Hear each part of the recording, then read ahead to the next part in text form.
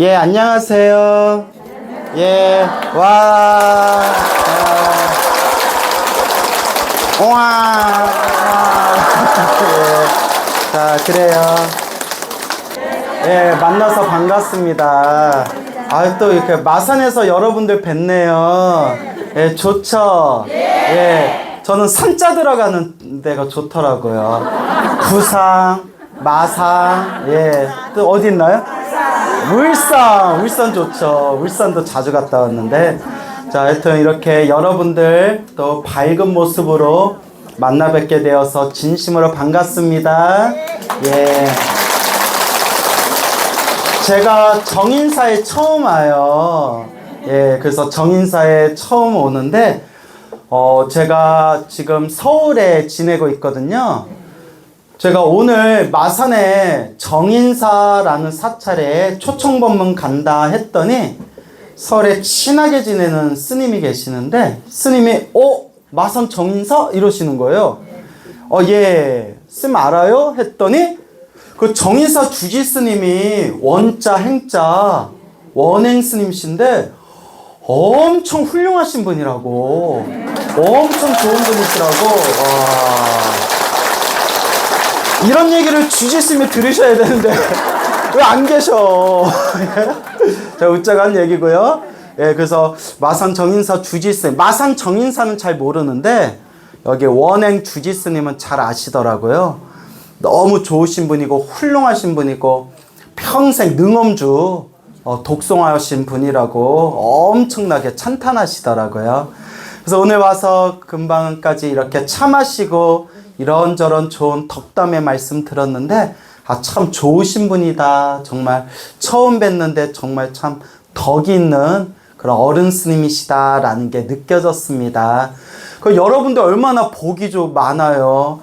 우리가 이 시대에 좋은 스님 만나는 복, 좋은 도반 만나는 복, 좋은 도량 만나는 복이 정말 어려운데 이렇게 마산의 정인사 좋은 도량에서 좋은 스님 모시고 정진할 수 있으니 여러분들 뭐가 많으세요? 와, 복이 엄청 많아. 예, 복이 많아. 밥 안 먹어도 되겠다. 예, 뭐가 또 예요? 밥은 먹어야지. 예? 나 밥도 못 먹고 왔어요. 우울해. 예? 우울할 땐 울면. 예? 자, 짜증날 땐 짜장면. 짬짜라 짬짜 짬뽕. 그래서 위에서 또 어른 스님이 차담 준비해 주셔서 또 배불리 먹었습니다. 자, 그래서 오늘 여러분들 이렇게 만나 뵙게 되었는데 우리 불교대학 특강 시간이죠? 예, 또 여러분들 오늘 이렇게 좋은 날에 우리가 부처님 가르침을 공부할 수 있고 또 부처님의 법에 대해서 우리가 닦을 수 있다라는 것을 마음에 항상 고마움으로 감사한 마음으로 여러분들이 되새겨야 합니다. 맞죠? 네. 자, 그래서 오늘 여러분들께 몇 가지 재미난 이야기를 들려드리려고요. 우리 마산 정인사 하니까 정인사의 우리 수행, 정인사에서 하고 있는 수행법의 그 기둥이 바로 능엄주더라고요. 그렇죠? 네. 그래서 오체투지 절 수행법과 능엄주 수행을 중심으로 닦고 있는 이 도량이 마산의 정인사다라는 이야기를 들었습니다. 그래서 어떻게 여러분 매일매일 기도 열심히 하고 계세요? 네. 자, 그래서 이제 우리가 이렇게 부처님의 가르침을 공부할 때 꼭 제가 말씀드리는 게 여러분들 귀가 따갑도록 늘 말씀드리는 게 있어요. 여러분, 우리가 절에 다니는 이유가 무엇이냐? 행복해지려고 절에 다니죠? 네. 예, 행복해지고 싶어서 절에 다니잖아요. 네. 근데 제가 우리 불자님들께 귀가 따갑도록 드리는 말씀인데 행복도 불행도 다 누가 지은 업이다? 네. 예, 다 내가 지은 업이다 라는 말씀을 항상 드립니다. 그래서 불교는 철저히 인과법이에요. 무슨 법? 인과법. 예, 꼭 명심하셔야 됩니다. 이건 제 얘기도 아니고 큰 스님들 얘기도 아니고 부처님 말씀이에요. 인과법. 누가 지은 원인 따라? 내가 지은 원인 따라. 누가 지은 결과가 나타난다? 내가 지은 결과가 나타난다. 그래서 이 인과법을 다른 말로 인연법이라고 돼요. 무슨 법? 인연법. 우리 앞에 펼쳐진 모든 존재와 현상이 다 누가 지은 인연이다? 내가 지은 인연이래요. 행복도 불행도 내가 지은 인연이고, 좋은 인연도 나쁜 인연도 누가 지었다? 내가 지은 인연법이다. 그러니 행복해지고 싶으면 누가 닦아야 돼요? 내가 닦아야 돼요. 스님, 저는 인과법을 믿습니다. 인연법을 믿습니다. 라고 100% 믿음이 있다면 그분들은 찐 불자예요. 무슨 불자? 찐 불자예요. 예? 근데 인과법도 믿지 않고 인연법도 믿지 않는 사람들이 있다면 그런 사람들은 절에 다녀도 불자가 아니라 훅 불면 날아가는 불자라고 했죠? 훅 불면 날아가는 불자예요. 그래서 제가 불자님들께 늘 드리는 이야기예요. 여러분, 부처님 가르침을 제대로 공부하면, 올바르게 공부하면 세상에 원망하는 사람들이 점점 줄어들어요. 미워하는 사람들이 점점 줄어들어요. 저런 인간 만난 것 자체가 누가 지은 업이다? 내가 지은 업이다. 속이 좀 편안해져요. 옛날에는 저 인간을 내가 왜 만났나, 그때 저 인간하고 그때 커피 마시자고 했을 때 뿌리쳤어야 되는데 그 커피를 왜 마셔가지고 내가 저 인간하고 왜 같이 사나, 또 별의별 생각이 다 들잖아요. 근데 아니다, 그냥 저 인간을 만난 것 자체가 누가 지은 업이었구나. 이번 생에 내가 갚아야 할 숙제가 있고 빚이 있었구나. 우리 앞에 펼쳐진 모든 인연이 다 누가 지은 업의 인연이다? 내가 지은 업의 인연이다. 이걸 마음에 명심해야 됩니다. 이게 다 누구 말씀이에요? 부처님이 팔만대장경에서 다 말씀하신 거예요. 그래서 예전 큰 스님들은 이 부처님 가르침의 인연법을 우리들에게 자상하게 간곡하게 말씀해 주시면서 이런 말씀을 하셨어요. 큰 스님들이 가장 강한 업의 인연으로 만나는 게 가족이래요. 가족이 가장 강한 업의 인연으로 만난대요. 그래서 위로는 부모님. 누구요? 부모님. 아래로는 누굴까요? 자식. 오른쪽으로는 남편. 부부관계. 다 남편. 여기 다들 보살님만 있어서 그런가. 남편, 아내, 부부관계. 왼쪽으로는 그렇죠, 형제, 자매 하면 친한 친구. 그러니까 위로는 부모님, 아래로는 자식, 오른쪽으로는 부부관계, 왼쪽으로는 형제, 자매. 이게 가장 강력한 업의 인연끼리 만났어요.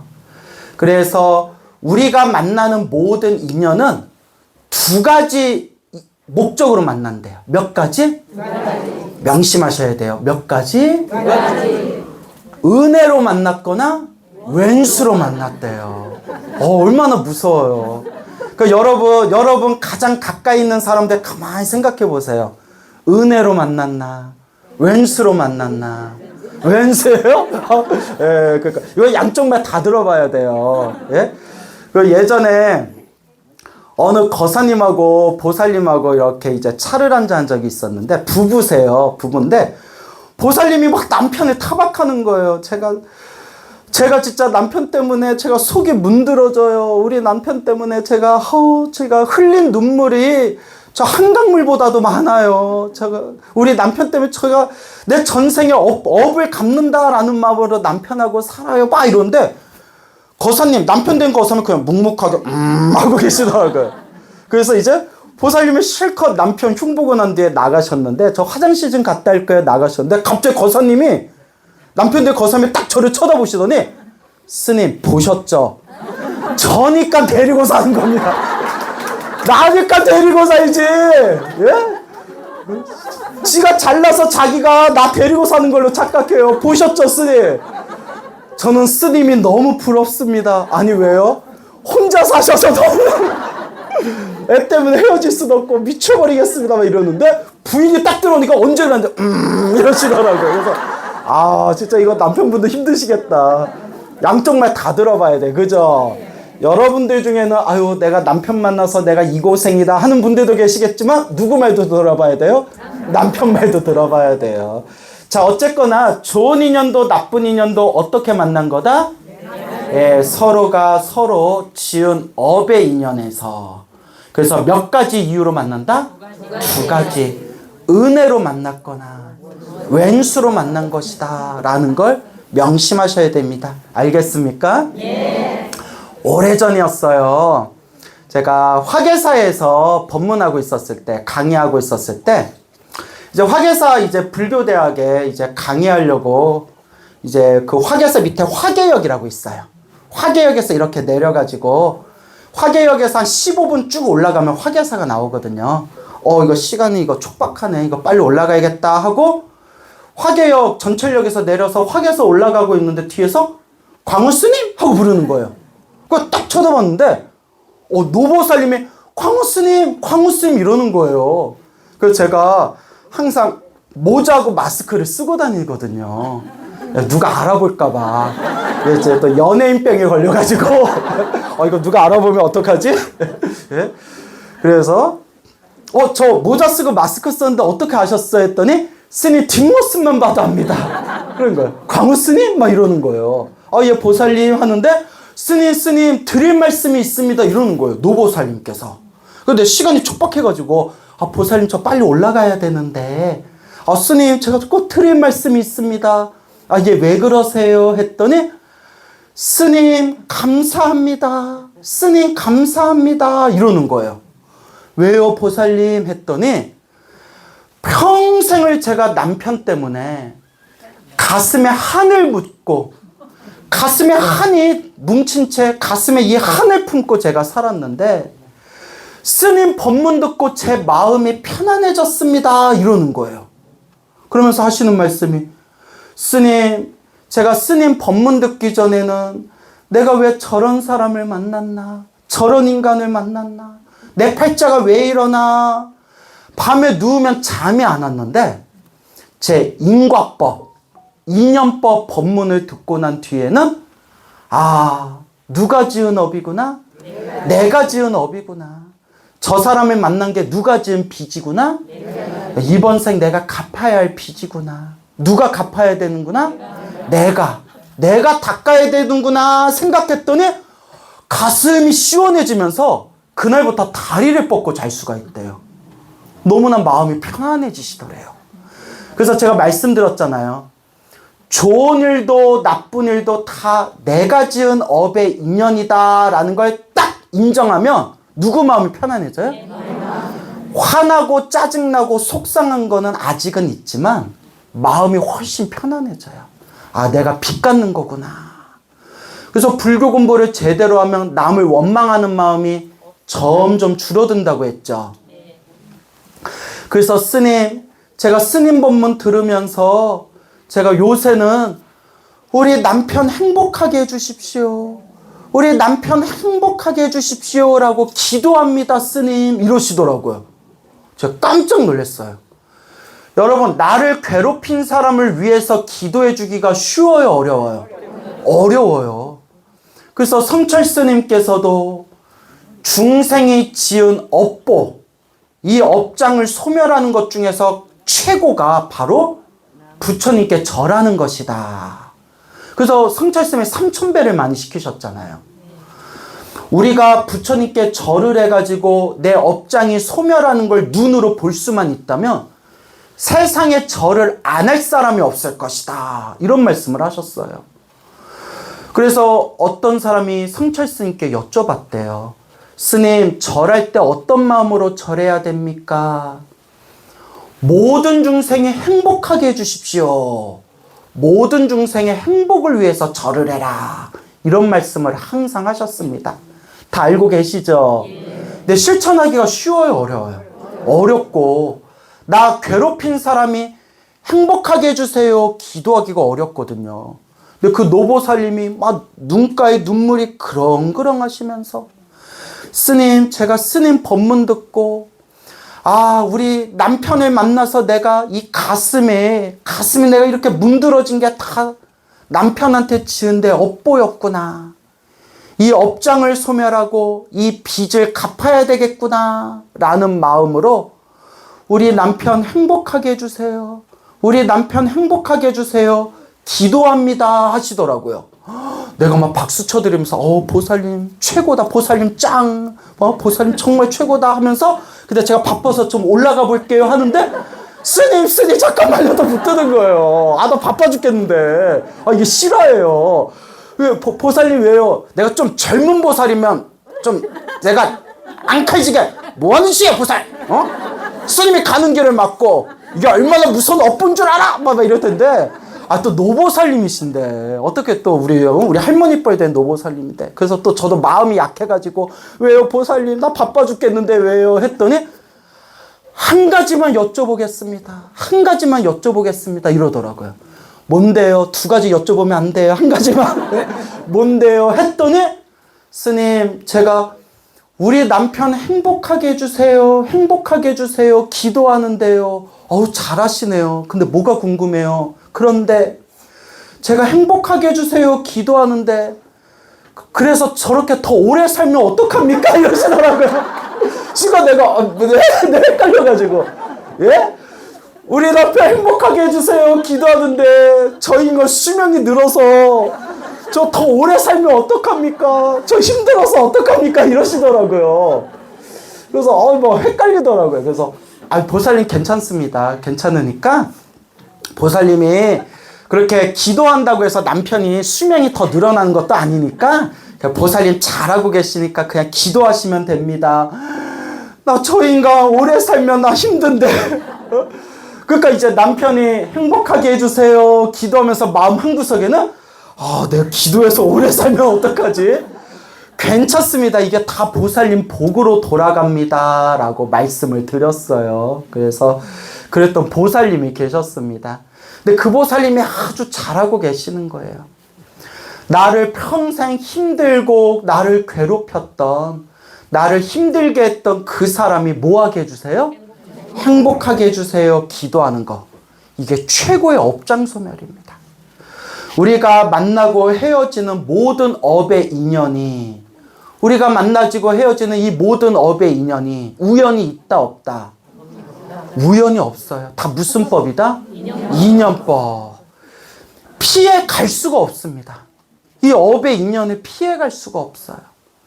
그래서 우리 부처님께서도 부처님의 고향 카필라국이 멸망당할 때에도 부처님의 고향이 그 유리왕에 침공해가지고 부처님의 고향에 있는 사람들을 다들 사륙할 때에도 부처님이 끝까지 막으셨어요? 못 막으셨어요? 못 막으셨어요. 그리고 하시는 말씀이 이것도 누가 갚아야 할 몫이다? 석가족이 갚아야 할 업이다. 그 어떤 신통으로도 업을 피할 수는 없다라고 말씀하셨고 목련존자 신통제일 목련존자께서도 신통력이 최고 신통제일이셨는데도 죽을 때 어떻게 죽으셨죠? 도적들에게 맞아 죽으셨잖아요. 그때 사람들이 부처님 목련종자는 신통제일인데 어찌하여 저렇게 맞아 죽게 되었습니까? 이것도 누가 지은 업이다? 목련존자, 목련이 지은 업이다. 머나먼 과거생에 부모님을 죽였던, 부모님을 살인했던 그 무서운 악업이 아직도 남아있어서 저렇게 끔찍하게 최후를 맞이한 거지만 깨달음을 얻고 아라한이 되었기 때문에 다시는 이런 고통을 받을 거다, 받지 않을 거다. 더 이상 받지 않을 것이다. 이번 생이 목련존자 마지막 괴로운 업보이다. 여기서 중요한 거는 신통제일 목련존자도 그 업을 피했어요? 못 피했어요? 못 피했어요. 그 여러분 우리 티베트를 보면 티베트 불교가 얼마나 고승들이 많아요. 뭐 달라이 라마로 해가지고 수많은 림포체들과 수많은 고승들이 있지만 결국 몇십 년 전에 중공군에 의해서 티베트가 함락되어지고 중국의 식민지가 되는 걸 티베트가 막았어요? 못 막았어요? 못 막았잖아요. 아무리 티베트 불교에 고승이 많으면 뭐예요? 막 티베트 불교만 신통력 있는 고승들이 많았대요. 근데 결국 업을 피했어요, 못 피했어요? 못 피했잖아요. 그래서 부처님도 분명히 말씀하셨습니다. 따라해 보세요. 정업남면. 정해진 업보는 면하기가 어렵다. 누가 지은 업이기 때문에? 내가 지은 업이기 때문에. 이 이념법을 딱 믿고 이해하면 살아가면서 좀 고난이 생기고 힘들고 괴로움이 생겨도 중심을 놓치지 않을 수가 있어요. 아, 지금 내가 힘들고 괴로운 일이 생기지만 이것도 누가 지은 업이구나? 내가 지은 업이구나. 불교는 이 이념법을 올바로 이해하고 깨닫는 종교예요. 그래서 제가 늘 불자님들께 드리는 이야기가 있습니다. 여러분, 기도를 많이 하고 절을 오래오래 다녀도 나쁜 일이 생긴다, 안 생긴다? 생긴다. 그걸 명심하셔야 돼요. 부처님의 이념법을 잘 이해하지 못한 불자님들 중에 헷갈려 하는 게, 내가 이렇게 절을 열심히 다녔는데 왜 나한테 이런 일이 생길까? 내가 기도를 많이 했는데도 왜 나한테 이런 일이 생길까? 아니에요, 여러분. 기도를 열심히 하고 절을 열심히 다니고 수행을 열심히 해도 나쁜 일이 생긴다, 안 생긴다? 생긴다. 생깁니다. 누가 지은 업이니까? 내가 지은 업이니까. 단, 이게 중요해요. 크게 받을 걸 어떻게 받는다? 작게 받는다. 빚을 갚는 거예요. 크게 갚을 빚을 어떻게 갚는 거예요? 작게 갚는 거예요. 무슨 말인지 알겠죠? 그래서 우리 역대 큰 스님들을 봐도, 큰 스님들도 수행 많이 하시고 기도 많이 하시고 공덕을 많이 닦으시고 깨달음을 얻은 큰 스님들도 큰 스님들 일대기를 보면 괴로운 일이 있었다, 없었다? 있었어요. 큰 스님들도 다들 괴로운 일이 있었어요. 병에 걸린, 큰 병에 걸린 큰 스님들도 계셨고, 그리고 막 사람들에게 모함을 받아가지고 손가락질 받았던 큰 스님도 있었고, 혹은 그 시대의 흐름에 휘말려가지고 멀리 귀향을 가셨던 큰 스님도 있었고, 또 정말 올곧은 마음으로 불사하셨는데도 사기당하셨던 큰 스님들도 계셨고, 큰 스님들도 고난이 많았어요. 근데 그 큰 스님들과 우리 중생들 차이가 뭐냐? 우리 중생들은 기도하고 절에 열심히 다녔는데 나쁜 일이 생기면 아이고 부처님 영험 없다. 내가 절에 다니나 봐라. 에?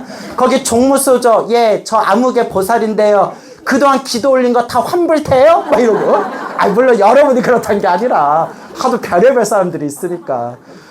그런 원망하는 마음을 일으키지만 이 인과법, 이념법을 깨달으신 큰 스님들, 수행을 많이 하신 큰 스님들은 고난을 당해도 이게 다 누가 지은 빚이다? 내가 지은 빚을 지금 갚고 있는 거다. 크게 갚을 걸 어떻게 갚는 거다? 작게 갚고 있는 것이다. 라는 걸 우리가 명심하셔야 됩니다. 알겠죠? 그래서 제가 늘 불자님들께 간곡하게 말씀드리는 게, 여러분, 기도하면 반드시 영험이 있습니다. 효험이 있습니다. 가피가 있습니다. 부처님 기도, 불보살 가피는 분명히 있는데, 기도를 열심히 해도 나쁜 일은 생깁니다. 단, 크게 받을 걸 어떻게 받는 겁니다? 작게 받는 겁니다. 라는 말씀을 늘 드리는 겁니다. 아시겠죠? 그래서 여러분들도 여러분들 주변에 펼쳐진 인연들을 가만히 살펴보세요. 좋은 인연도 있고 나쁜 인연도 있죠. 그런데 다 누가 지은 어변이구나. 내가 지은 업의 인연이구나. 그러니 누가 닦아야 되는구나?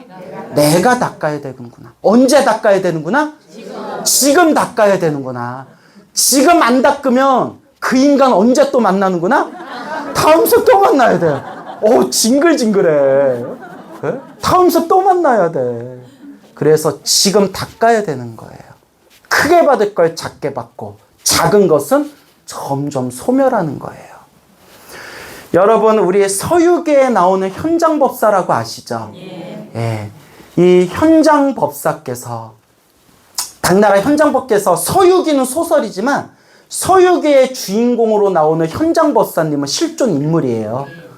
그래서 당나라에서 사막을 건너서 죽을 고비를 넘겨가지고, 그래서 그 중국에서 인도 넘어가는 사막을 고비 사막이라고 해요. 무슨 고비를 넘긴다고? 죽을 고비를 넘긴다고. 아, 이거 뻥이에요. 이것도 진짜인 줄 착각하면 이거 어디 가서 얘기하지 마세요. 하여튼 죽을 고비를 넘겨서 고비 사막을 넘어가지고 결국 인도 최고의 불교 대학이라는 날란다 사원에 들어가요. 거기에 들어갔을 때 때마침 날란다 사원의 학장이신 큰 스님께서, 스승님께서 현장법사 마중을 나온 거예요. 제가 오는 걸 어떻게 알고 마중 나오셨습니까? 꿈에서 보살님이 가르쳐 주셨다 이러는 거예요. 그러면서 하시는 말씀이, 그때 현장법사를 마중 나오신 그 인도 불교의 큰 스승님께서 그 당시 100살이 넘게 사셨대요. 100살이 넘게 사셨는데 지난 몇십 년 동안 몸이 너무 아파가지고, 너무 몸이 아파서 스스로 목숨을 끊으려고 했던 적도 있었대요. 뭐 하려고 했던 적도 있어요? 목숨을 스스로 끊어서 자살하려고 했던 적이 있었대요. 부처님, 불보살님, 제가 도저히 못 견디겠습니다. 몸이 너무 괴롭고 몸이 너무 아파서, 너무나 죽을 듯이 아파서 저 그냥 이 세상을 떠나겠습니다 라고 불보살님께 기도를 올리고, 이제 내가 자살해야 되겠다, 스스로 목숨을 끊어야 되겠다 라고 마음을 먹었대요. 얼마나 아팠으면. 그때 그날 잠이 들었는데 호련히 미륵보살, 관세음보살, 문수보살 같은 세 분의 보살님들이 꿈에 딱 나타나셨대요. 그러면서 하시는 말씀이, 그대여 지금 스스로 목숨을 끊어서는 안 된다 하시면서 그 보살님들의 꿈에서 그 스승님에게 이렇게 얘기했대요. 그 스님에게, 그대는 머나먼 과거 전생에 한 나라를 다스리는 왕이었는데 왕으로 살면서 백성들을 탄압하고 수많은 사람들을 괴롭혔기 때문에 원래는 죽어서 어디에 떨어져야 할 업보였다? 지옥에 떨어져야 할 업보였다. 그런데 그렇게 백성을 탄압하고 못된 짓을 하면서도 무엇을 열심히 믿었다? 부처님의 가르침, 불교를 열심히 믿었기 때문에 원래 지옥에 떨어질 업보였지만 부처님을 열심히 믿고 부처님의 가르침을 그래도 세상에 널리 펼치는 것을, 그 공덕을 열심히 닦았기 때문에 지옥에 떨어질 업보를 지금 사람으로 태어나서 지옥에 떨어질 업보를 무엇으로 받고 있는 거다? 몸이 아픈 걸로 받고 있는 거다. 뭔 얘기인지 알겠죠? 여러분, 차라리 지옥에 떨어진 게 더 괴롭겠어요? 인간으로 태어나서 몸이 아픈 게 더 괴롭겠어요? 지옥이 훨씬 더 괴롭죠. 여러분, 지옥 가봤어요? 안 가봤어요? 그 말을 하지 마. 내가 죽다 살아났어, 내가. 어? 내가 지옥 가서 죽다 살아날 뻔한 사람이에요. 그래서 내가 이번 생에 악착같이 염불하는 거예요. 다음 생에 내 지옥에 안 가려고. 자, 웃자간 얘기예요. 그래서 지옥에 떨어져야 할 업보를 인간으로 태어나서 몸이 아픈 걸로 대신 크게 받을 걸 어떻게 받고 있는 거다? 작게 받고 있는 거다. 그러니 지금 스스로 목숨을 끊어서는 안 된다 하면서 멀리 저 동쪽 땅에서 이 인연이 있는 어느 한 승려가 지금 오고 있으니 그 동쪽 땅에서 온 그 승려를 제자로 받아들여서 그에게 불법을 전해라. 그것이 그대가 이번 생에 그대가 해야 할 그대의 숙제니라. 그 꿈을 딱 꾸고 난 뒤에 아, 나에게 주어진 숙제가 있구나. 이 빚을 갖고 가야 되겠구나 생각하고 몇 년 동안 기다렸더니 누가 온 거예요? 저 동쪽 중국 땅에서 현장법사가 온 거예요. 이 얘기를 하면서 현장쌤이 이렇게 물어봤대요. 스승님, 몸이 얼마나 아프셨습니까? 했더니 너무 아파서 말로 다 설명할 수가 없구나 하고 눈에서 눈물을 뚝뚝 떨어뜨렸다라는 게 현장 스님 그 기록에 나와요. 그리고 현장 스님이 날란다 학교에서 그 스승님에게 부처님 가르침을 배우면서 그 스승님의 아팠던 몸이 결국은 싹 모든 병이 사라지게 되었다라는 게 지금도 기록에 남아 있습니다. 예, 무슨 말인지 알겠죠? 이렇게 인도 최고의 불교대학교에서 최고의 스승이라고 불리웠던 그 큰 스님조차도 당신이 전생에 지었던 업보에 의해서 죽을 듯이 스스로 목숨을 끊으려고 할 정도로 몸이 아팠던 거예요. 근데 그것도 누가 지은 업이에요? 자기가 지은 업이라는 거예요. 그걸 이번 생에 닦는 거예요. 그래서 여러분 마음의 중심을 세우셔야 됩니다. 무엇을 세워야 된다? 마음의 중심을 세워야 된다. 부처님의 말씀대로 내가 살아가는 나의 모든 인연들이 다 내가 지은 업의 인연법이구나. 그러면 결국 누가 닦아야 되겠구나? 내가 닦아야 되겠구나. 내가 이 업을 닦아야 되겠구나 라는 그 마음의 중심을 여러분들이 세우셔야 됩니다. 그래서 여러분 꼭 명심하세요. 좋은 일이 생기든 나쁜 일이 생기든 누가 지은 업이다? 내가 지은 업이다. 기도를 많이 해도 나쁜 일이 생긴다 안 생긴다? 생긴다. 기도를 많이 해도 나쁜 일이 생기는데 그 기도를 많이 했는데도 나쁜 일이 생긴 것은 내가 크게 받을 걸 어떻게 받는 거다? 작게 받는 거다라는 것을 마음의 탁 중심을 세우셔야 됩니다. 여러분 어떻게 마음의 중심이 세워졌어요? 예. 결국은 수행밖에 없더라고요. 뭐밖에 없어요? 수행밖에 없어요. 그래서 우리 앞에 펼쳐진 이 모든 업의 흐름을 봤을 때 부처님께서 모든 중생들의 과거 전생을 다 꿰뚫어 보시고 우리들에게 이 업의 무서움에 대해서 설법하셨습니다. 그래서 여러분 사람이 죽으면 다음 생 몸을 받을 때 가져갈 게 딱 하나밖에 없대요. 몇 가지밖에 없어요? 하나. 가져갈 게 딱 하나밖에 없답니다. 그게 뭘까요? 업이에요. 업밖에 없어요. 여러분 죽을 때 여러분 입고 있는 옷이나 시계나 보석이나 혹은 땅 문서나 집 문서 가져갈 수 있어요? 없어요? 없어요. 여러분 죽으면 집 문서 가져가요? 못 가져가요? 못 가져가요. 근데 왜 집착을 해요? 그러니까 나한테 주고 가세요. 나한테 주고 가세요. 예, 농담이에요. 그리고 여러분 죽을 때 가족 데려갈 수 있어요? 없어요? 여러분 죽을 때 가족 데려가면 그거 악귀예요, 악귀. 아, 죽으면 혼자 죽지 왜? 가족을 왜 데려가? 죽을 때 가져갈 수 있는 건 뭐밖에 없다? 업밖에 없어요. 업은 딱 크게 두 가지 업으로 나눠요. 무슨 업과 무슨 업?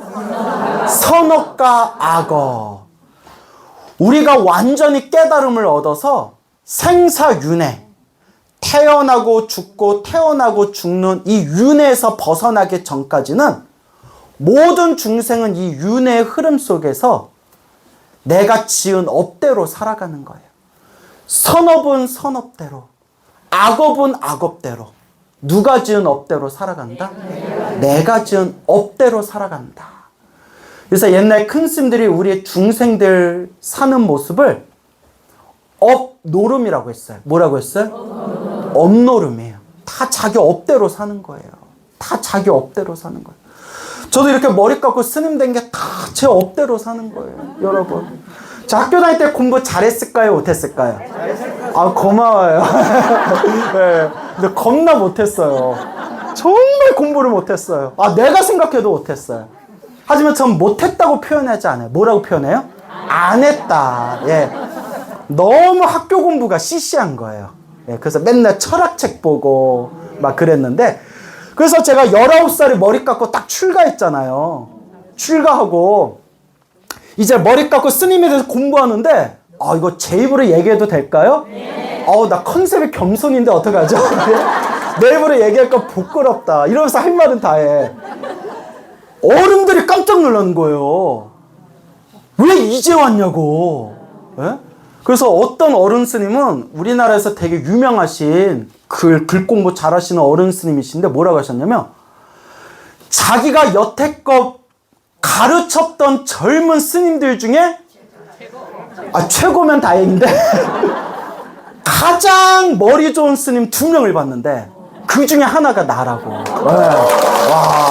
와. 말해놓고 민망해.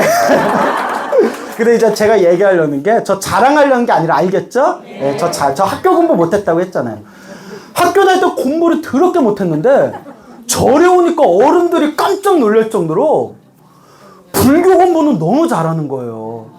그러니까 저 아시는 저 이름만 대면 알만한 유명한 어른 스님도 제 앞에서 그런 얘기 안 하시고, 이렇게 비구니 스님들 저도 건너들었어요. 비구니 스님들, 어른 비구니 스님들 모셔놓고 계율 특강을 하실 때, 내 밑에서 공부하는 젊은 스님이 있는데 하나를 가르쳐주면 열을 하는 스님이 있다. 그 스님이 바로 광우라는 스님인데, 아니 자꾸 박수 치지 마요. 부끄럽잖아. 예. 근데 이렇게 그때는 제가 한참 이렇게 여러분들에게 알려지기 전이었거든요. 이제 산에서 공부할 때. 봐라, 나중에 10년, 20년 후에 광우라는 스님 이름이 한국 불교계 널리 전해질 거다. 그때 예언을 하셨어요. 예. 이제 그만 치세요. 부끄러워. 예. 근데 이 얘기를 왜 하느냐? 오해하지 마세요. 제가 자랑하려는 게 아니라, 학교 공부는 엄청 못했는데 절에 와서 빛을 발하는 거예요. 한마디로 이것도 뭐예요? 인연. 네, 인연. 업이에요. 전생에도 불교 공부했다 이거예요. 그러니까 전생에도 아마 스님이었을 거야. 예. 그 업이 참 무서워요. 저 학교 다닐 때 아가씨들한테 인기 많았을까요? 없었을까요? 고마워요. 제가 아가씨들한테 인기 많았으면 저 19살에 출가 못했어요. 예? 아무도 안 잡는 거야. 아무도 안 잡는 거예요. 그런데 저 석가 아버지가 스님이셨거든요.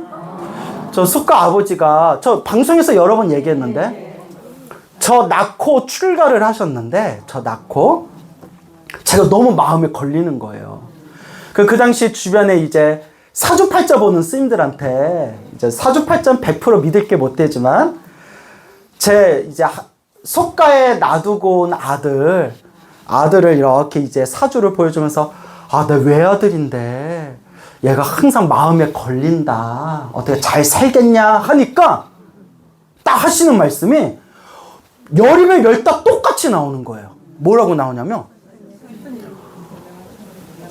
엄청 명예운이 많고요. 재물복이 많대요. 내 재물복 많은지 모르는데 식복은 있어. 식복은 있어요. 야, 그럼 잘 먹고 잘 살겠냐 이러는데, 그 사주팔자 보시는 스님들이, 얘는 완전 중팔자라고. 아니 왜? 했더니 명예복도 많고 재물복도 많은데 부모복도 없고 형제복도 없고 자식복도 없고 마누라복도 없다. 아니 명예복 있고 재물복 많으면 뭐예요? 아무것도 없는데. 근데 이렇게 얘기하신 거야. 희한하다. 아니 왜 그러냐 했더니, 마누라복은 없는데 여자복은 많다 이러시는 거예요. 그래서 내가 그 얘기 듣고 어렸을 때, 내가 학교 다닐 때 아가씨들한테 인기 하나도 없었는데 그건 틀렸다 했는데, 내가 이제 알았어. 눈앞에 보니까 다 누구예요? 다 여자야. 예? 내가 우리 보살님들 때문에 먹고 살잖아요. 이 뜻이었구나. 이제 웃자고 한 말이에요. 자, 그래서 이제 스님들이, 이제 광우는 그때 제 이름이 이제 김아무개였죠. 딱 중팔자다라는 이야기를 많이 들었어요. 그래서 이렇게 아버지 스님 덕분에 빨리 머리 깎고 출가해서 이렇게 부처님의 소중한 법을 만나가지고, 또 우리 불자님들에게 이렇게 아름답고 훌륭한 부처님 법을 전할 수 있으니까 정말 머리 깎고 출가하기 잘했죠? 네. 잘하긴 잘했는데 저도 닦을 게 많아요. 뭔 얘기인지 아시죠? 우리 같이 닦아야 돼요. 같이 닦아야 돼요. 그래서 부처님이 모든 게 다 무슨 노름이라고 했다? 다 업노름이라고 했어요. 다 업노름이다. 다 자기가 지은 업대로 여러분 사는 거예요.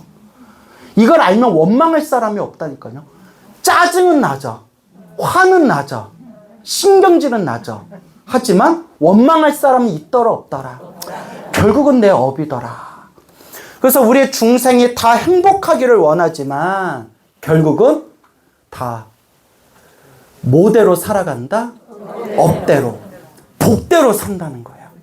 딱 여러분들 타고난 여러분들 복대로 살아간다는 거예요. 근데 가만히 중생들 보면 희한해요. 어떤 사람은 재물복은 있는데 건강복이 없는 경우가 있어요. 어떤 사람은 건강복은 있는데 재물복이 없는 사람이 있어요. 또 어떤 사람은 재물복도 있고 건강복도 있는데 가족복이 없는 경우가 있어요. 또 어떤 분은 재물복도 있고 가족복도 있었는데 수명복이 없어가지고 일찍 세상을 떠나는 경우가 있어요. 어렸을 때부터 공부를 잘하는 애는 공부복이 있는 거예요. 어렸을 때부터 공부를 잘했는데 이상하게 시험만 치면 좋은 대학에 못 가요. 그거는 학교복이 없는 거예요. 공부복도 있고 학교복도 있어서 유명한 법대까지 나왔는데도 사법고시는 계속 떨어지는 사람이 있어요. 그거는 어른들이었는데 관복이 없는 거래요. 고시를 통과하려면 관복이 있어야 된대요. 그러니까 저마다 타고난 복이 다 다른 거예요. 뭔 얘기인지 알겠습니까? 근데 그 복도 누가 지은 거예요? 내가 지은 거다. 그래서 우리 중생은 자기가 지은 업대로 살아가고 자기가 지은 복대로 살아가는구나. 그래서 늘 자기 자신을 살펴봐야 돼요. 나는 복을 얼마나 지었나? 나는 어떤 업을 짓고 있는가? 나는 지금 선업을 짓고 있는가? 악업을 짓고 있는가? 나는 전생에 지은 내 업장, 내 업보를 소멸하고 있는가? 오히려 나쁜 업을 쌓고 있는가? 라는 것을 냉정하고 진지하게 자기 자신을 살펴봐야 됩니다. 알겠죠? 예. 모든 건 누가 지은 복대로? 내가 지은 복대로. 누가 지은 업대로? 내가 지은 업대로 살아가는 것이다 라는 걸 제가 말씀드렸습니다. 머릿속에 정리되셨어요? 네. 그래서 우리가 지은 업대로 살아가기 때문에 우리가 행복하게 살고 싶다면 무엇을 소멸해야 될까요? 업장 소멸, 업보를 소멸해야 돼요. 그 업보를 소멸하는 방법이 바로 뭐예요? 기도예요. 기도. 그래서 여러분 기도에 대해서 여러분들이 꼭 이 부분에 대해서 잘 들어두시면 좋겠어요. 우리 마산 정인사는 굉장히 기도를 열심히 하는 도량이라고 제가 익히 듣고 왔어요. 그래서 이제 정인사 신도분들한테 하는 얘기는 아니고요. 제가 전국에 법문에 많이 다니잖아요. 특히 좀 작은 시골절, 이렇게 시골절에 다니시는 노보살님들, 절에 오래 다녔던 노보살님들 중에서 물론 스님들보다도 더 열심히 기도하는 분들도 있지만 상당히 많은 숫자가 절에는 꾸준히 다니는데 기도는 안 해요. 뭔 얘기인지 알겠죠? 그러니까 뭐 초하루 때 한번 가고 뭐 지장제일이라니까 한번 가고 뭐 부처님 오신 날 때니까 등 한번 달고 백중 때라니까 뭐 또 한번 가고 그리고 그냥 주지스님이 자꾸 오라니까 한번 가고 그러니까 10년, 20년, 30년, 50년 꾸준히 절에는 다녔는데 뭐는 안 해요? 기도는 안 해요. 그런 분들 보셨죠? 제가 여러 군데 절에 다니니까 그런 분들을 많이 봤어요. 많이 봤어요. 그래서 제가 그런 분들을 보면서 늘 간곡하게 말씀드리는 게요. 절에 안 다니는 것보다는 절에 다니는 게 낫다, 안 낫다? 낫다. 절에 안 다니는 것보다는 절에 다니는 게 훨씬 더 복을 짓고 선업을 짓는 거다. 하지만 내 업의 운명, 내가 지은 업의 인연, 내 업장, 내 업보, 내 팔자의 에너지를 바꾸려면, 뭘 바꾸려면? 에너지. 내 운명의 기운을 바꾸려면 절에 다니는 것만으로는 턱없이 부족해요. 스님, 제가 기도는 못했지만 절은 꾸준히 다녔는데 그렇게 절에 다니는데 제 운명의 기운이 좀 바뀌지 않았을까요? 절에 안 다닌 것보다는 100배, 1000배, 10,000배 낫지만 기도를 안 하고 절에만 다녔다고 내 업의 기운이 바뀐다? 안 바뀐다. 이걸 전문용어로 뭐라고 하는지 아세요? 네, 맞아. 택도 없다라고 하는 거예요. 내 팬이시구나? 네, 택도 없다. 네. 이게 택도 없다는 거예요. 그러니까 내 업의 운명, 내 팔자를 바꾸려면 기도를 해야 돼요. 그래서 이게 경전에도 나오고 큰 스님 법문에도 나오는 건데, 우리가 기도하면 부처님의 에너지와 하나가 되는 거예요. 부처님의 에너지와 하나가 되는 겁니다. 그래서 뭐 박수 칠 타이밍 아닌데? 왜 치신 거예요? 예, 그래, 하여튼 예, 타이밍이 이상한데. 예. 자, 그래서 기도를 해야 돼요. 그래서 부처님 경전이나 큰 스님들 법문에 나오는 말씀인데, 여러분 일단 우리가 꿈에 집착하면 돼요, 안 돼요? 안 돼요. 여러분 또 너무 꿈에 집착하면 사람이 약간 이상해질 수가 있어요. 예, 그래서 금강경에서도 분명히 범소유산 계시어마 모든 상이 허망한 줄 알아라. 또 약견재상비상 즉견열에 나오죠. 그리고 소리로서 형상이나 음성으로서 부처님 열애를 보려 하지 말아라. 금강경에 다 나오잖아요. 그 우리가 절대 꿈에 집착하면 안 되지만 집착은 하지 말되 기도를 열심히 하다 보면 분명히 꿈에서 업장이 소멸하는 징조가 나와요. 이게 경전에 나오는 거예요. 저는 항상 경전에 근거를 둬요. 그래서 부처님 경전에 업장이 소멸할 때 우리가 기도를 열심히 하고 우리가 복을 짓고 선업을 짓고 공덕을 지을 때 내 업장이 점점 소멸하는 징조가 꿈에서 어떻게 나오느냐. 경전에 나오고 큰 스님 법문에 늘 나오는 겁니다. 아마 여러분들 중에서 이미 어머 하고 체험하신 분 계실 거예요. 내 업장이 소멸할 때 가장 보편적으로 많이 꾸는 꿈의 징조가 몸에서 더러운 게 빠져나가요. 네. 토를 한다거나 대소변이 시원하게 싸거나 몸에서 더러운 게 빠져나가거나 특히 몸에서 벌레가 빠져나가는 꿈들을 많이 꿔요. 이미 꾸신 분들 있죠? 그러니까 뭐 토를 하거나 시원하게 토를 하거나 소변이나 대변을 시원하게 싸거나 몸에서 더러운 게 빠져나가거나 혹은 막 벌레 같은 게 막 빠져나가는 꿈.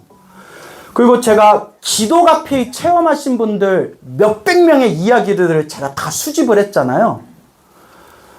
몸에 병이 났거나 뭔가 걱정거리나 근심, 우환이 사라지려는 그런 징조가 있을 때 몸에서 더러운 게 빠져나가는 꿈을 많이 꾸더라고요. 시원하게 대소변을 꾼다거나. 그 다음에 두 번째가 꿈에서 부처님의 모습을 생생하게 보는 것.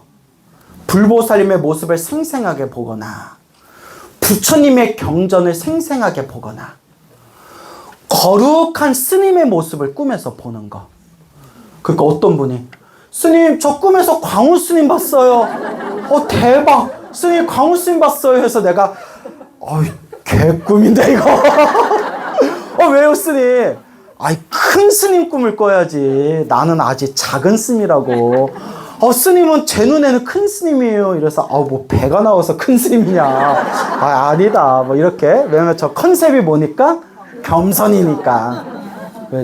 그래서 불보살님의 모습을 보거나 경전을 보거나 큰 스님의 거룩한 모습을 보거나 그 다음에 하늘세계나 천상세계의 아름다운 모습을 보거나, 그 다음에 두 번째가 하늘을 자유자재로 날아다니거나, 아니면 어둡고 위험한 곳에서 뻥 하고 탈출하는 꿈을 꾸거나, 이러면, 그리고 하나 더 이야기를 하자면, 아주 향기롭고 귀한 진수성찬을 먹거나 하면 내가 업장이 점점 소멸하고 선업이 늘어나고 있는 징조다라고 경전에 분명히 나와요.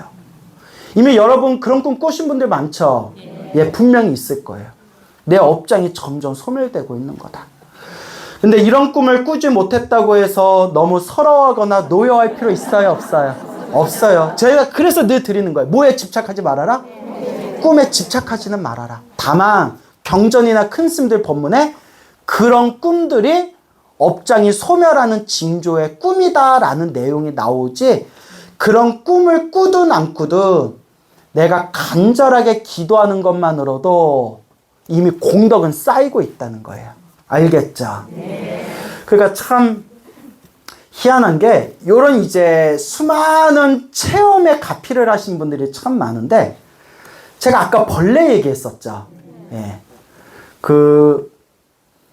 성철 스님이 출가하기 전에 속가에 낳은 딸이 나중에 머리 깎고 출가를 하셨어요. 그분이 불필 스님, 비구니계 큰 스님이신 불필 스님이신데, 불필 스님이 젊었을 때 실제로 체험하신 일이래요. 불필 스님도 성철 스님의 영향을 받아서 능엄경을 달달달달달 평생 외우시고 3000배를 밥 먹듯이 하셨대요. 그래서 큰 힘을 얻으셨는데, 고향집에 있었을 때 출가하기 전에 친하게 지냈던 친구가 있었대요. 그래서 어느 날 고향집에 그 친구를 만나게 되었는데 얼굴이 퉁퉁 부어있더래요.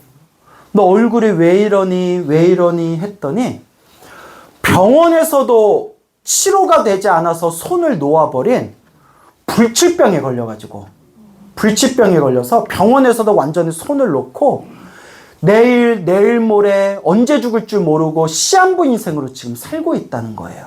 불치병에 걸려서. 불필 스님이 친구의 손을 꼭 잡으면서, 이왕 죽을 목숨 내가 하라는 대로 해보겠냐? 해보겠다. 내가 하라는 대로 한번 해보겠냐? 하겠습니다, 스님.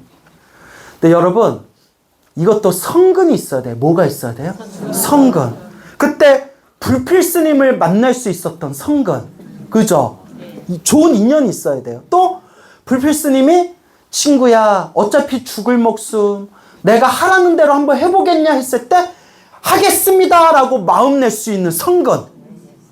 근데 성근이 없는 사람은 그런 귀한 스승님이 나타나서 내가 하라는 대로 해보겠냐 하면 니나 잘해라, 나 이러다 죽을련다, 그런 사람도 엄청 많아요. 그죠? 나 죽었다 생각하고 기도 한번 해봐라 해도 나 그냥 이러다 죽을래, 응? 나 기도는 니나 해 라는 사람들 주변에 많이 봤죠. 많이 봤죠. 그런 사람이 뭐가 없는 사람들이에요? 성근이 없는 사람들. 착할성, 뿌리근. 이 자리에 있는 사람들은 뭐가 있는 사람들이에요? 성근이 있는 사람들이에요. 그 다들 얼굴에 반짝반짝 하잖아. 예? 참고로 저 눈이 잘 안 보여요. 제 말에 너무 신경 쓰지 마세요. 자, 어쩌고 한 말이고. 성근이 있는 사람들이 이런 법문 듣는 거예요. 친구를 데리고 저 진주 역 경상도에 도소람이라고 있대요. 아세요? 도소람에서 100일 동안 1000배 기도를 시켰대요. 100일 동안 1000배. 100일 동안 매일매일 공양간에서 공양주 하면서 남는 시간에 법당에 가서 1000배를 했대요. 1000배를. 그렇게 스님 말만 믿고 1000배를 하다가 딱 21일을 남겨뒀대. 며칠? 21일. 그동안 1000배 했으니까 너 다리에도 힘이 탄탄하게 붙었을 거다. 마지막 100일 기도 회양까지 21일 동안 매일 뭐 해라? 3000배 해라. 성근이 없는 사람은 나 죽어요, 나 못해요 이럴 거예요. 하겠습니다, 스님. 그러니까 옛날 사람들이 이런 믿음이 있었어. 이런 뚝심이 있었어요. 그러니까 요새 어른 스님들이 그래요. 우리 같은 젊은 스님들이나 젊은 신도들한테 옛날 신도들, 옛날 스님들보다는 똑똑한데 뭐가 없다? 우직함이 없다. 뚝심이 없다 이래요. 예. 그래서 21일 동안 3,000배를 열심히 해서 100일 동안 매일매일 1,000배를 하고 남은 100일 남은 21일 동안 매일매일 3,000배로 회양을 했대요. 그래서 불필 스님이 딱 앉혀놨는데 얼굴이 너무 맑아졌더래요. 혹시 꿈꾼 거 없냐? 꿈꾼 거 없냐? 아니 기도 끝나고 나서 희한한 꿈을 꿨어요, 스님. 뭔데? 제가 법당에 이렇게 앉아있는데 등치가 산만한, 등치가 큰 남자가 나타나서 딱 이렇게 물을 주면서, 물병에 물을 주면서 마셔라 이러더래요. 마셔라. 그래서 스님이, 불필 스님이 마셨냐? 물어봤더니 아, 외간 남자가 주는 거 어떻게 마셔? 이러더래요. 그래서 아, 외간 남자가 난 거 어떻게 마셔요? 이랬더니 법당 밖에 왜 하얀 옷을 입은 여자가 뿅 하고 나타나더니 야, 마셔라 마셔라 이러더래요. 하얀 옷을 입은 여자가. 그러니까 그런데 아, 그래도 어떻게 외간 남자가 준 거 어떻게 받아 마셔요? 하고 끝까지 안 마시면서 잠에서 깼대요. 아이고. 그때 불필 스님이 그 등치가 산만한 물병 주신 그분이 약사열애시고, 네가 약사열애가 주신 물을 안 마시니까 하도 답답해서 하얀 옷을 입은 분이 누구예요? 관세음보살님이 답답해서 나타나셔가지고 마셔라 마셔라 한 거다. 그걸 왜 안 마셨냐? 야, 그러니까 이게 여러분 아직 가피를 받을 만한 복이 없어서 그래요. 뭐가 없어서 그래요? 그래서 여러분 똑같이 기도를 해도요, 빨리 받는 사람이 있고 늦게 받는 사람이 있어요. 제가 왜 저렇게 열심히 기도했는데도 저분은 저렇게 늦게 받고, 저분은 기도 깔짝깔짝 했는데도 왜 저렇게 가피를 잘 받나. 나중에 이렇게 공부를 해봤더니 이것도 누구 복이에요? 내 복이에요. 이것도 자기 업이에요. 그러니까 그 보살님이, 친구 보살님이 전생에 너무나 업이 두꺼워가지고 그 백약기도 회양을 했는데도 갚이 받을 만한 복의 그릇이 안 만들어진 거예요. 그러니까 내가 또 생각나는 게, 우리 요 원자돌림 스님이세요. 원자돌림 그 스님이신데 수도암 스님이세요. 수도암이라고 아세요? 예. 그 원자돌림 스님이 저한테 해주신 얘기인데, 저 법당에서 100일 기도를 엄청 열심히 했던 적이 있었대요. 젊었을 때 100일 기도를 열심히 하셨는데 100일 기도 끝날 때쯤에 상심각에서 산신님이 나타나셨대요. 꿈에서. 그러더니 스님 참으로 기도 열심히 했어. 앞으로 수행하려면 몸이 건강해야 되니 선물을 주겠어. 요거 받으시오 하면서 산삼을 주더래요. 와, 받아야 돼요 안 받아야 돼요? 스님 받았어요 안 받았어요? 안 받았대요. 아이 됐어요. 이거 받으라니까? 됐어요. 스님 왜 안 받아요? 했더니 꿈에서 스님이 이렇게 얘기했대요. 나 열체질이라서 삼이 안 맞아요. 이랬대. 진짜로. 그래서 잠에서 깼는데 어른들이 그 얘기 듣고 야, 이 뼈를 씹어 먹어도 시원찮은 막. 산삼 중에서 최고의 산삼이 몽삼이래요. 꿈에서 받는 산삼이 최고의 산삼이래요. 먹는 산삼은 10년, 20년, 30년 가면 기운이 떨어지지만 꿈에서 받은 몽삼은 평생을 가는 가피라는 거예요. 야, 이 뼈를 씹어도 시원찮은 막. 그걸 왜 안 받아 먹냐고 했더니 얘기를 선방에서, 지대방에서 들은 얘기가 있어요. 그래서 그 글 끝까지 뭐라는지 아세요? 나 원래 삼 싫어해. 막 이러고. 재밌죠? 하나만 더 얘기해 드릴까요? 이것도 누군지 개인 프라이버시라서 누군지 말할 수 없는데, 이거 축서사의 무였음이라고 아세요? 무였음 제자분 얘기예요. 그분이 참선도 정말 열심히 하시고 기도도 너무 간절하게 하신 분이었는데 스님들 사이에서도 유명한 분이에요. 정진 열심히 했다고. 그때 법당에서 100일인가 200일 기도를 막 8시간, 10시간, 12시간, 16시간 힘 받을 때 막 20시간씩 간절하게 기도하셨대요. 그 기도 회양일 때쯤에 눈앞에 딱 이렇게 불상이 나타나는데, 나한인가 불상이 나타나는데, 나한님인가 불상이 법당에 앉아있는 자기를 딱 보면서 미간에서 빛이 쫙 뿜어져 나오더래요. 레이저처럼. 빛이 쫙 뿜어져 나올 때 아싸리 하고 피해. 아싸리 하고 빛을 피했대요. 그걸 왜 피하냐고. 어른 스님이 그걸 맞고 죽었어야지 이놈아. 죽더라도 그걸 맞아야지. 불보살이 광명의 에너지를 왜 피하냐고. 아쉽죠? 그러니까 이런 게 있어요. 그게 다 자기 그릇이 있대요. 예. 자, 이게 다 실화예요. 그러니까 그 친구 보살이 물을 안 마신 거예요. 그때 불필 스님이 딱 이렇게 얘기했대요. 아직 업이 남았나 보다. 아직 업장이 남았나 보다. 그래서 이제 안거가 끝나가지고 스님들이 흩어져야 돼서 진주 응석사에 아시는 스님이 있어서 응석사 스님한테, 그 당시 응석사 스님한테 편지로 이렇게 부탁을 해서 친구를 응석사로 보냈대요. 그리고 딱 숙제를 내줬대요. 나 죽었다 생각하고 100일 동안 매일 3000배를 해라. 100일 동안 매일 3000배를 해라. 이미 21일 동안 3000배 했으니까.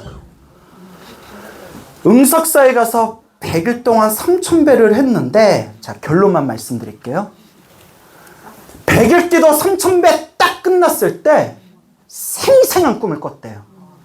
온몸을 머리끝에서 발끝까지 다 뒤덮을 정도로, 상상하니까 소름 끼친다. 하얀 쌀벌레, 구더기 같은 하얀 쌀벌레가 온몸에서 쫙 빠져나가는 꿈을 꿨대요. 그리고 병원에서도 포기한 그 병이 흔적도 없이 싹 사라졌대요. 예. 그래서 지금 뭐 미국에 가서 잘 사신다, 그 얘기를 불필스님이 직접 하신 거예요. 근데 희한한 게, 저 어느 소나무 광팬이라는, 찐팬이라는 불자님께 직접 들었거든요. 그분이 젊은 나이 50견이 빨리 왔대요. 그래서 도저히 어깨를 움직이지 못할 정도로 어깨 통증이 심각해졌는데, 그래서 그분이 뭐라고 하셨냐면, 스님, 이게 너무 부끄러운 얘기인데 등을 돌려서 속옷을 벗지 못할 정도로, 속옷 단추를 벗지 못할 정도로 팔이 안 돌아갔대요. 너무나 아파하고 너무나 괴로웠는데, 이분이 이제 광우스는 소나무 법문 들으니까 이것도 내 업인가 보다. 누가 닦아야 되겠구나? 내가 닦아야 되겠구나. 그때 능엄주에 꽂혔대요. 그때 절을 못했대요. 너무 어깨가 아파서. 근데 능엄주는 앉아서 할 수 있잖아요. 능엄주를 매일 달달달달 외웠대요. 능엄주를 간절하게 몇 날 며칠 동안 외웠는데, 어느 날 생생한 꿈을 꾸셨대요. 생생한 꿈을. 뭐였겠어요? 어깨에서 손가락 끝에까지 하얀 구더기 같은 벌레가 하염없이 손가락 끝으로 벌레들이 막 쏟아지는 꿈을 꿨대요. 그래서 꿈에서도 왜 이렇게 많이 나오지? 왜 이렇게 많이 나오지? 하는데 한참을 그냥 손가락에서 그 구더기를 다 쏟아내고 난 뒤에 잠에서 딱 깼는데 어깨가 너무 시원하더래요. 그 꿈 꾸고 나서 한 번도 어깨가 아프지가 않더래요. 그 얘기를 저한테 집중해 주셨어요. 그래서 우리가 기도를 할 때 이렇게 몸에서 더러운 게 빠져나가는 꿈이 바로 업장소멸이 상징하는 거다라는 그 큰 스님 법문이 하나도 틀린 게 없고 부처님 경전에도 나오는 이야기예요. 무슨 말인지 알겠죠? 네. 근데 업이 두꺼운 사람일수록 오래 닦아야 돼요. 어떻게 닦아야 돼요? 오래 닦아야 돼요. 그래서 제가 늘 비유를 드는 게 있어요. 어떤 사람은 기도를 조금만 해도 효과를 빨리 보시는 분이 있고, 어떤 분은 기도를 많이 하셨는데도 효과를 더디게 보는 분들이 있다. 그렇죠, 여러분? 그래서 제가 얼음의 비유를 많이 들어요. 무엇에? 얼음. 작은 얼음을 햇볕 아래 놓으면 녹는데 시간이 빨리 걸려요? 늦게 걸려요? 빨리 녹잖아요. 어마어마하게 두꺼운 얼음을 햇볕 아래 놔도 상대적으로 녹는데 시간이 어떻게 걸려요? 좀 오래 걸리잖아요. 두꺼운 얼음은. 이게 우리 업이라는 거예요. 그 내가 지은 업보가 작은 사람은 기도를 하더라도 얼음이 빨리 녹듯이 가피를 빨리 받고요. 그 업보가 두꺼운 사람들은 두꺼운 얼음과 같아가지고 녹는데 시간이 어떻게 걸린다? 오래 걸린다는 거예요. 근데 이게 중요한 게 있어요, 여러분. 오래 걸리냐, 늦게 걸리냐, 빨리 걸리냐, 늦게 걸리냐의 차이일 뿐이지 녹기는 녹아요. 녹기는 녹아요. 근데 우리 중생들은 승질이 급해서 나는 언제 녹냐? 이제야 녹냐? 내일이냐 녹냐? 아, 더럽게 오래 걸리네. 막 중생들 마음 막 들썩거리잖아요. 그죠? 근데 그것도 누가 지은 업이다? 내가 지은 업이다 라는 걸 명심하셔야 돼요. 그래서 성철 스님께서는 평생 참선해라, 참선해라, 평생 참선에 대해서 가르치셨어요. 그죠? 그렇게 평생 참선에 대해서 가르치셨던 큰 스님께서 보다 못해서 아비라 기도라고 기도법을 만드세요.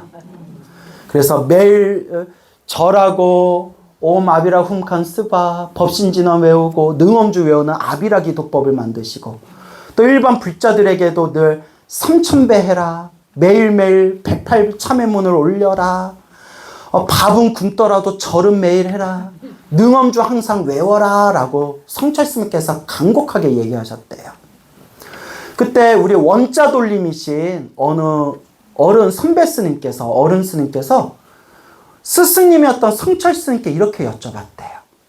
스님, 항상 참선해라 참선해라 하셔놓고 왜 이렇게 절을 해라 능엄주해라 아비라 기도해라 하시는 겁니까? 하니까 참선이 잘 되면 내가 시키겠냐 이러더래요. 성격이 대단하셨잖아요. 잘 되면 내가 시키겠냐, 못해 먹으니까 내가 이런 거라도 만든 거지 막 이렇게 그러면서 업장이 소멸해야 참선도 잘 된다. 지금 중생들은 너무나 업이 두꺼워서 일단 업부터 녹여야 된다 하고 그렇게 간곡하게 얘기하셨답니다. 그래서 성철 스님이 한국불교에 출연하시기 전에는요, 여러분, 우리 한국불교에서는 능엄주를 별로 안 했어요. 이렇게 옛날 기록 보면 능엄주 했다는 기록이 많다 적다 거의 없어요. 거의 없을 뿐더러 고려시대 좀 능엄경 연구했을 때 능엄주 좀 했다 나오지만 한국불교는 능엄주 했다라는 기록이 별로 없어요. 뭘 말하냐면 신묘장구 대다라니. 한국은 유독 신묘장구 대다라니 가피 이야기가 많아요. 근데 성철 스님께서 또 능엄주를 성철 스님이 출연하시면서 능엄주가 한국불교에 많이 전해진 거예요. 그래서 옛날 중국에 스님들이 공부하는 선원에서 수많은 스님들이 돌림병에 다들 쓰러져서 전염병에 쓸려져서 주지 스님이 우리 스님들 좀 살려주십시오 관세음보살 기도 철야 기도에 들어갔는데 비몽사몽의 관세음보살이 나타나셔서 이거는 다 업보에 의해서 생긴 병이다. 이 업보를 다스리려면 내 힘으로도 부족하다. 그러면 관세음보살님 어떻게 해야 됩니까? 대중들이 일심으로 능엄주를 외운다면 이 업병이 사라질 것이다. 그래서 주지스님이 비몽사몽에 관세음보살님이 능엄주 해라 라는 그 선몽을 받고 나서 능엄주를 외우고 나서 그 절에 돌던 돌림병과 전염병이 싹 사라지고 스님들이 건강을 되찾았다. 그 이후로부터 중국 불교에서는 그 예불 때마다 무엇하는 것을 원칙으로 삼았다? 능엄주 하는 걸 원칙으로 삼았다라고 나와요. 그래서 성철 스님께서 108참회문, 예불대 참회문과 능엄주에 대해서 말씀하시면서 성철 스님 말씀하신 게 다 근거가 있는 거예요. 중국에 참선하는 선원에서는 몇백 년 전부터 새벽에는 능엄주를 외우고 저녁에는 108참회문을 했다.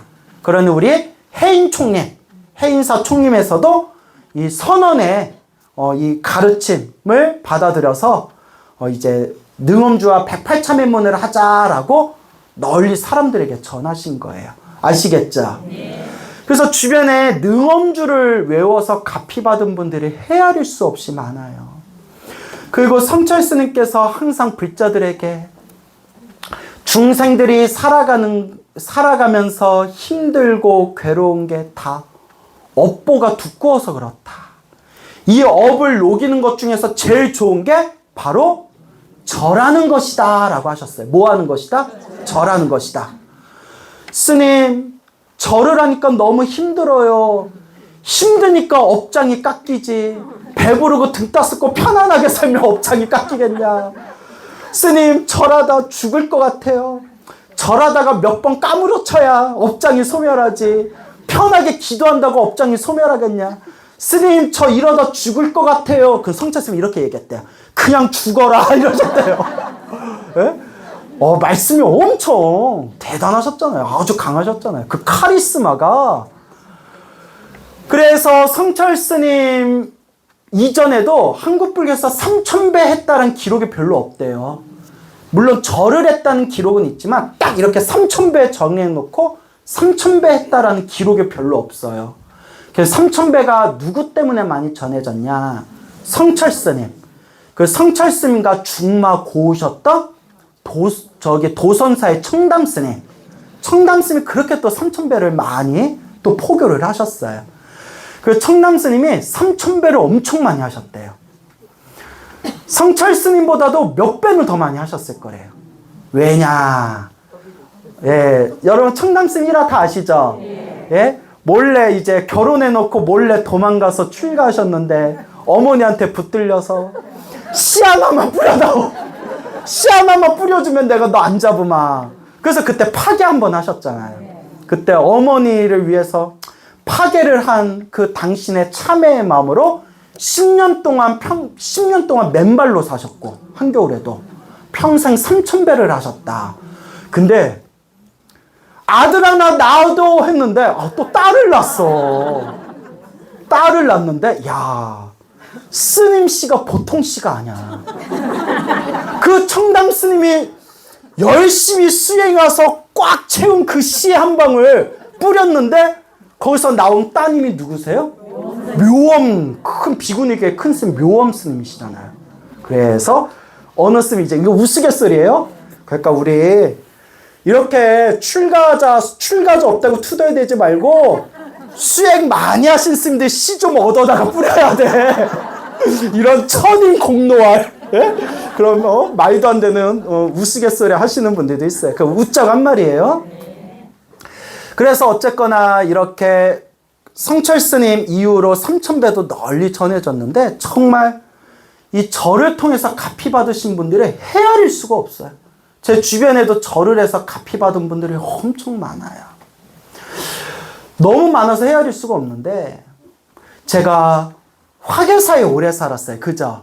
화계사에 한 8년 넘게 살았어요. 전생에 무슨 어변이 있었는지 전생에 내가 화계사 불전을 뜯은 업이 있었는지 화계사에 내가 뭐 빚을 갚는다고 뭐 그렇게 오래 있었는지 내가 이 얘기했더니 나랑 친하게 지냈던 스님이 나 이렇게 쥐어박으면서 야, 그럼 난 뭐냐? 왜요? 나 16년 살았다. 나 16년 살았다.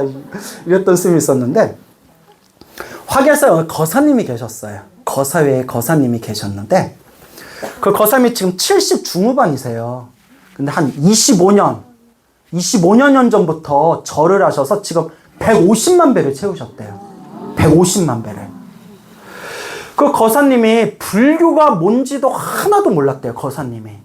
불교가 뭔지도 하나도 몰랐는데 누가 절을 하면 좋다. 절하면 좋다라는 그 말 한마디에 매일매일 이제 108배를 시작했대요. 108배를 했는데 온몸이 막 비틀리더래요. 너무 힘들어서. 108배를 하고 근데 이분도 뚝심이 있는 분이에요. 108배가 점점 익숙해지다 보니까 3000배를 했대요. 너무 힘들어서 죽는 줄 알았대요. 우리 같으면 힘들면 좀 게으른 마음도 생기고, 아유, 3000배는 숫자에 불과할 뿐. 정성이 중요하지. 부처님은 내 마음 아실 거야. 뭐 이런 마음 생기잖아요. 그죠? 이러니까 될 일도 안 되는 거예요. 저도 막 3000배 하다 힘들면, 아유, 부처님도 몸을 괴롭히지 말라고 했어. 절 3번을 하더라도 정성 같은 게 중요하지 하고, 부처님 내 마음 아시지 하고 부처님 얼굴 딱 쳐다보면 부처님이 인간아, 네가 그러니까 성불을 못하는 거다. 이게 막 느껴져요. 근데 막 땀을 흘리고 온몸이 막 뒤틀리고 무릎이 아파도 그게 주말마다 3000배를 하는데, 야, 그분 말씀이 이를 악물고 절을 했대. 어떻게 절을 했다? 이를 악물고. 그렇게 이를 악물고 절을 했는데 4, 5년 지났을 때래요. 그날따라 일어났다 앉았다 일어났다 앉았다 일어났다 앉았다 절을 하는데 너무 깃털 같더래요. 몸이 너무 몸이 깃털 같더래요. 그러니까 절하면서도 스스로 신기하더래요. 다리가 뻥 뚫린 것처럼 다리가 시원하면서 앉았다 일어서는데 다리에 그 느낌에 부하가 안 걸리더래요. 앉았다 일어섰다 앉았다 일어섰다 앉았다 일어섰다 하는데 보통 자기가 3000배를 하면 8시간에서 10시간이 걸린대요. 8시간 안팎 막 이를 악물고. 그날 너무 개운하게 절을 3000배를 딱 마쳤고 시계를 봤는데 5시간 반이더래요. 그게 꾸준히 기도해서 4, 5년 지난 뒤에, 그래서 이게 우리가 뭐라 하면 힘을 얻었다라고 표현해. 무엇을 얻었다? 그때 힘을 얻으셨대요. 정말 그 전에는 막 눈물이 막 찔끔찔끔 나오고 이를 악물고 절을 했는데 보통 8시간 정도 걸렸는데 그때 깃털 같은 다리로 앉았다 일어섰다 절을 올리는 게 5시간 반 걸린 뒤에 절에 그때 오체투지, 절에 힘이 딱 생기는 게 느껴지더래요. 그렇게 이제 꾸준히 절을 하시는데 아내가 되는 보살님이 유방암이 있으셨대요. 유방암. 근데 어느 날 병원에 갔다 왔는데 이렇게 이제 치료를 꾸준히 검사를 받아야 되잖아요. 의사가 보호자를 데려오래요. 보호자 데려오려면 이제 쇠한 거잖아요. 암이 간에까지 전이가 됐습니다. 간. 최선을 다해서 치료는 하겠지만 마음의 준비를 하십시오 이렇더래요. 의사가 마음의 준비를 하십시오. 얼마나 무서운 얘기예요. 의사가 최선을 다하겠습니다. 하지만 마음의 준비를 하십시오. 간에까지 전이가 됐다는 거예요. 거사님이 막 가슴이 먹먹하더래요. 이 못난 남편 만나가지고 이 무슨 고생인가 하다가 힘들고 괴로울 때 믿을 게 누구밖에 없어요? 부처님밖에 없잖아요. 부처님께 몇 날 며칠 동안 주말에는 하루 종일 절을 하고 또 직장 생활하면서 퇴근하고 남는 시간에는 법당에서 그 퇴근하고 남는 시간에 하염없이 몇 시간씩 절을 하면서 아내의 이름을 부르면서 부처님, 부디 우리 아내, 제 마누라가 편안하게 해주십시오. 부처님, 하염없이 부인의 이름을 부르면서 부처님께 절을 올렸대요. 며칠 동안 하염없이 정성껏 절을 올렸는데 어느 날 꿈을 꿨대요. 부인이 꿈에 딱 나타났는데 옷을 벗고 있더래요. 이게 부끄러워. 남사스러워. 옷을 이렇게 벗고 있는데 유방에 가슴에 시커먼 점이 있더래요.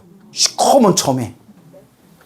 그걸 거사님이 꿈이니까 부인의 시커먼 점이 있는 그 가슴을 입으로 빠셨대요. 입으로 착 빠셨대요. 입으로 착 빠는데 그 검은 점이 점점 줄어들더래요. 꿈에서 생생하게 점점 줄어들더니 작은 점이 돼가지고 딱 멈추더니 꿈에서 딱 깼대요. 희한하다 했는데 병원에서 하는 말이 암 종양이 줄어들었다고. 암이 점점 줄어들더니 암 종양이 자그맣게 변해서 딱 멈춰버렸대요. 그래서 지금까지 건강하게 살고 계시대요. 네. 화계에서 거사님이 실제로 체험하신 거예요. 그러니까 그 마지막 그게 없어지진 않았지만 그 암 간에까지 전이됐던 암 종양이 쪼그라들어가지고 딱 멈춰서 완전 활동을 멈춰버렸대요. 거사님이 법당에서 눈물을 뚝뚝 흘리면서 부처님 감사합니다. 부처님 감사합니다. 가피가 분명히 있습니다. 감사합니다. 하염없이 기도를 하셨다고 합니다. 믿습니까, 여러분? 예. 예. 이제 마지막 정리를 해드리자면 부처님 가피는 분명히 있어요. 믿습니까? 예. 분명히 있어요. 단 기도를 많이 해도 나쁜 일이 생긴다, 안 생긴다? 생긴다. 분명히 생긴다. 근데 그것도 누가 지은 업이다? 내가 지은 업이다. 그걸 명심해야 되는 게 몸에 큰 병을 얻어가지고 기도를 열심히 해서 정말 기적같이 그 병이 싹 사라지거나 수명이 늘어나신 분들이 엄청 많아요. 하지만 여러분, 기도를 많이 했는데도 결국 세상을 훌훌 떠나신 분들도 있어요. 스님, 기도를 정말 열심히 했는데도 우리 남편이 왜 그렇게 빨리 갔을까요? 우리 아이가 왜 그렇게 빨리 갔을까요? 그런 분들한테 내가 무슨 말씀을 해드려야 되나 했는데 이미 큰 스님들 법문에 다 나오더라고요. 뭐라고 하시느냐? 정말 이번 생에 주어진 명이 다한 사람은 아무리 기도를 해도 수명을 늘리기가 어렵대요. 단 죽을 때까지 기도를 열심히 하거나 기도를 열심히 해드리면 죽을 때 죽더라도 그 공덕으로 분명히 다음 생 좋은 곳으로 간대요. 기도 갚이는 분명히 있대요. 그러니까 지금 이번 생 효험이 있냐 없냐로 따지면 안 된다. 그걸 옛날 큰 스님들이 간곡하게 말씀하시더라고요. 그래서 어느 젊은 보살님이 있었는데 어린 아들이 일찍 세상을 떠났어요. 울면서 저한테 제가 아들을 위해서 해줄 수 있는 게 뭐가 있을까요? 이왕 아들이 세상을 떠났으니 간절하게 기도해 주십시오. 간곡하게 아들을 위해서 기도해 주십시오. 아들의 극락왕생을 발언해 주십시오. 그래서 아들을 위해서 1년 동안 열심히 기도해서 이제 1년이 지나고 2주기가 올 때쯤에 아들에 대한 사무치는 그리움이 느껴지더래요. 그리고 정말 아들이 천도가 됐나 안 됐나 막 별의별 망상이 일어나더래요. 간절히 기도를 했대요. 부처님, 절대 부처님을 의심하지는 않습니다. 하지만 우리 아들이 좋은 곳에 태어났다면 아들의 모습 꿈에서라도 한번 보게 해주십시오. 간절히 기도했는데 저한테 집조해 주신 말씀이에요. 꿈에서 봤다 안 봤다? 꿈에 아들이 나타나더래요. 꿈에 아들이 다 이렇게 액자 같은데, TV 화면같이 액자 같은데 아들이 나타났는데 되게 얼굴이 밝아 보이더래요. 밝은 얼굴로 엄마 나 여기 잘 있어 걱정하지 마 하고 아들이 꿈에 딱 나타나는데 그 꿈을 꾸고 나서 눈물을 펑펑 흘리셨대요. 정말 부처님 가피가 있구나. 그 마음이 너무 편안해지셨대요. 그래서 여러분 행복해지고 싶다면, 여러분들의 행복한 삶을 만들어가고 싶다면 꼭 3가지를 기억하세요. 첫째, 무엇을 많이 해라? 기도를 많이 해라. 절을 하면 좋고, 스님 제가 이제 나이가 들어서 절하기가 힘듭니다 하면 뭐라도 열심히 해라? 능엄주라도 열심히 하고 염불이라도 열심히 해라. 뭔 얘기인지 알겠죠? 기도를 많이 해라. 2번째, 기도만 해서는 부족해요. 무엇을 많이 지어라? 복을 많이 지어라. 내 형편껏 복을 많이 지어라. 그리고 복을 지어야지 복 까먹으면 돼요, 안 돼요? 안 돼요. 절에 오래 다니다 보면 막 짜증내고 신경질 내고, 예? 그런 경우 많잖아요. 그게 볶아먹는 거예요. 그래서 부처님 경전이나 큰 스님들 법문에 내가 지은 공덕을 한 번에 불태우는 게 화내는 거래요. 근데 우리 불자님들, 특히 경상도 불자님들이 화가 좀 많은 것 같아. 내가 전국을 다녀보면, 아니, 여러분 오해하지 마세요. 내가 경상도 불자님들 제일 좋아요. 한국 불교를 대표하는 불심이, 물론 지역 같은 거 우리가 집착하면 안 되지만 아무래도 어디가 세요? 경상도 불심이 세잖아요. 하지만 불심이 세서 그런가 뭐도 좀 세요? 화도 좀 센 것 같아. 그러니까 이제 화내면 안 돼요. 예, 화내면 안 돼요. 예. 그 다음에 이제 세 번째. 제일 중요한 게 마음을 잘 닦아야 된다. 무엇을 잘 닦아야 된다? 성철스님도 늘 말씀하셨죠? 팔만대장경을 한 글자로 만들면 뭐라고 한다? 마음심자다. 마음. 결국 마음이 핵심입니다. 기도 부지런히 열심히 하시고, 이렇게 마산 정인사 이렇게 능엄주기도 열심히 하시고, 삼천배기도 열심히 하고, 매일매일 108참회문하는 이런 도량 어디서 또 만날 수 있겠어요. 그래서 기도 열심히 하시고 복을 지으시고 무엇을 잘 닦아야 된다? 마음을 잘 닦아야 된다라는 걸 꼭 명심하시기 바랍니다. 알겠죠? 여러분 성불하십시오.